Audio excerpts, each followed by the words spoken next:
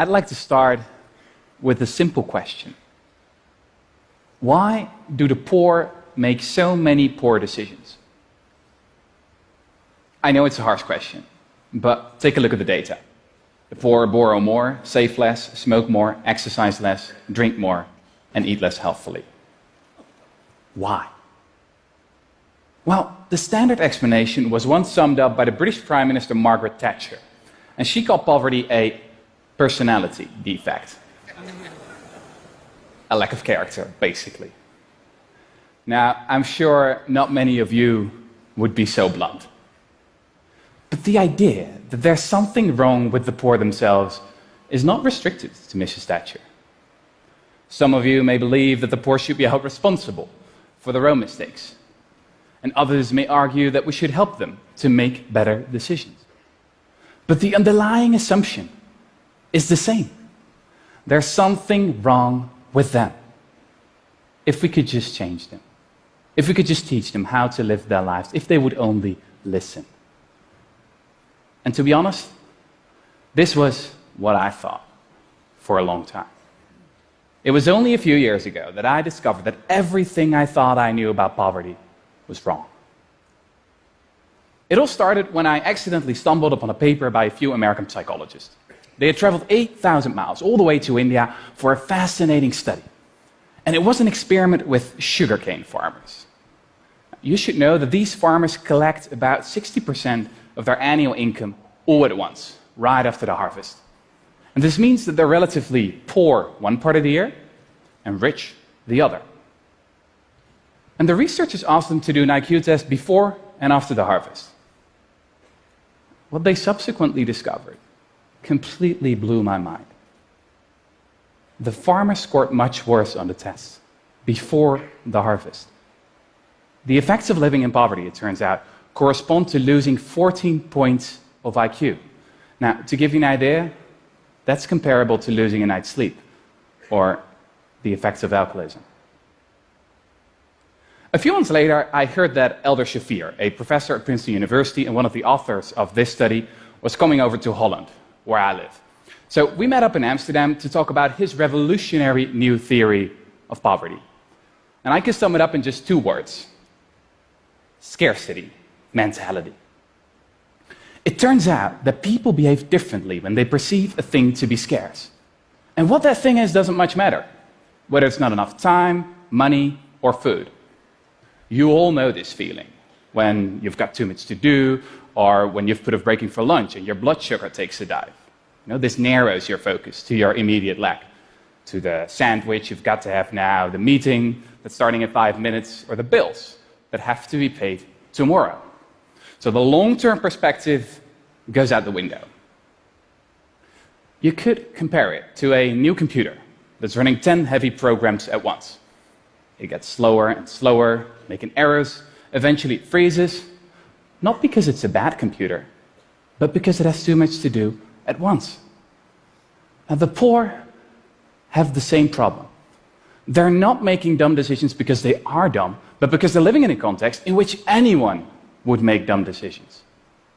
So suddenly, I understood why so many of our anti-poverty programs don't work. Investments in education, for example, are often completely ineffective. Poverty is not a lack of knowledge. A recent analysis of 201 studies on the effectiveness of money management training came to the conclusion that it has almost no effect at all. Now, don't get me wrong. This is not to say that the poor don't learn anything. They can come out wiser, for sure. But it's not enough.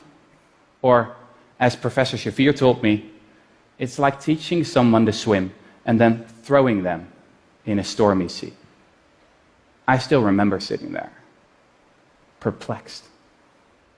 And it struck me that we could have figured this all out decades ago. I mean, these psychologists didn't need any complicated brain scans. They only had to measure the farmer's IQ, and IQ tests were invented more than 100 years ago. Actually, I realized I'd read about the psychology of poverty before. George Orwell, one of the greatest writers who ever lived, experienced poverty firsthand in the 1920s. The essence of poverty, he wrote back then, is that it annihilates the future. And he marveled at, quote, how people take it for granted they have the right to preach at you and pray over you as soon as your income falls below a certain level. Now, those words are every bit as resonant today. The big question is, of course, what can be done? Modern economists have a few solutions up their sleeves. We could help the poor with their paperwork or send them a text message to remind them to pay their bills. Now, this type of solution is hugely popular with modern politicians, mostly because, well, they cost next to nothing. These solutions are, I think, a symbol of this era in which we so often treat the symptoms but ignore the underlying cause. So I wondered, why don't we just change the context in which the poor live? Or, going back to our computer analogy, why keep tinkering around with the software when we can easily solve the problem by installing some extra memory instead? Now, at that point, Professor Shafir responded with a blank look. And after a few seconds, he said, I get it. You mean you want to just hand out more money to the poor to eradicate poverty? Yeah, sure, that'd be great. But I'm afraid that brand of left-wing politics you've got in Amsterdam, it doesn't exist in the States. But is this really an old-fashioned leftist idea? I remembered reading about an old plan, something that has been proposed by some of history's leading thinkers. The philosopher Thomas More first hinted at it in his book Utopia, more than 500 years ago. And its proponents have spanned the spectrum from the left to the right, from the civil rights campaigner, Martin Luther King, to the economist, Milton Friedman. And it's an incredibly simple idea. Basic income guarantee. What it is? Well, that's easy. It's a monthly grant, enough to pay for your basic needs: food, shelter, education. It's completely unconditional, so no one's going to tell you what you have to do for it, and no one's going to tell you what you have to do with it. The basic income is not a favor, but a right. There's absolutely no stigma attached. So as I learned about the true nature of poverty, I couldn't stop wondering. I mean, is this the idea we've all been waiting for? Could it really be that simple? And in the 3 years that followed, I read everything I could find about basic income. I researched the dozens of experiments that have been conducted all over the globe. And it didn't take long before I stumbled upon the story of a town that had done it, had actually eradicated poverty, but then nearly everyone forgot about it. This story starts in Dauphin, Canada. In 1974, everybody in this small town was guaranteed a basic income, ensuring that no one fell below the poverty line. And at the start of the experiment, an army of researchers descended on the town. For 4 years, all went well. But then a new government was voted into power. And the new Canadian cabinet saw little point to the expensive experiment. So when it became clear there was no money left to analyze the results, the researchers decided to pack their files away in some 2,000 boxes. 25 years went by. And then Evelyn Forget, a Canadian professor, found the records. And for 3 years, she subjected the data to all manner of statistical analysis. And no matter what she tried, the results were the same every time. The experiment had been a resounding success. Evelyn Forget discovered that the people in Dauphin had not only become richer, but also smarter and healthier. The school performance of kids improved substantially. The hospitalization rate decreased by as much as 8.5%. Domestic violence incidents were down, as were mental health complaints. And people didn't quit their jobs. The only ones who worked a little less were new mothers and students, who stayed in school longer. Similar results have since been found in countless other experiments around the globe, from the US to India. So, here's what I've learned.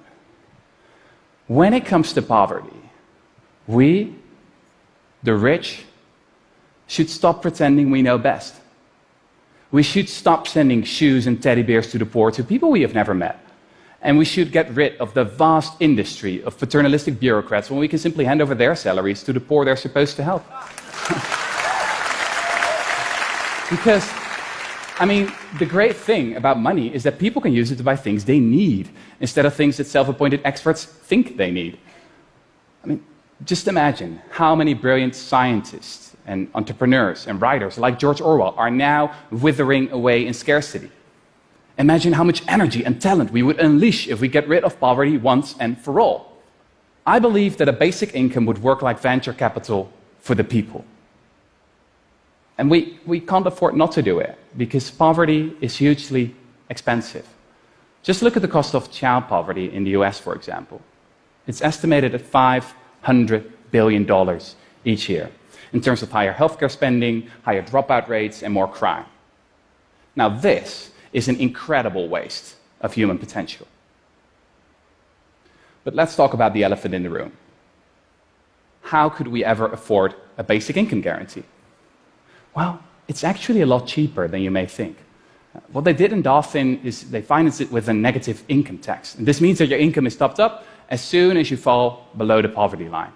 And in that scenario, according to our economists' best estimates, for a net cost of $175 billion, a quarter of US military spending, 1% of GDP, you could lift all impoverished Americans above the poverty line. You could actually eradicate poverty. Now that should be our goal. The time for small thoughts and little nudges is past. I really believe that the time has come for radical, new ideas. And basic income is so much more than just another policy. It is also a complete rethink of what work actually is. And in that sense, it will not only free the poor, but also the rest of us. Nowadays, millions of people feel that their jobs have little meaning or significance. A recent poll among 230,000 employees in 142 countries found that only 13% of workers actually like their job. And another poll found that as much as 37% of British workers have a job that they think doesn't even need to exist. It's like Brad Pitt says in Fight Club. Too often, we're working jobs we hate so we can buy shit we don't need. Now, don't get me wrong. I mean, I'm not talking about the teachers and the garbage men and the care workers here. If they'd stop working, we'd be in trouble. No, I'm talking about all those well-paid professionals with excellent resumes who earn their money during strategic transsector peer-to-peer meetings while brainstorming the value add-on of disruptive co-creation in the network society. Or something like that. Just imagine again how much talent we're wasting simply because we tell our kids they'll have to earn a living. Or think of what a math whiz working at Facebook lamented a few years ago. The best minds of my generation are thinking about how to make people click ads. I'm a historian. And if history teaches us anything, it is that things could be different. There is nothing inevitable about the way we structured our society and economy right now. Ideas can and do change the world. And I think that especially in the past few years, it has become abundantly clear that we cannot stick to the status quo, that we need new ideas.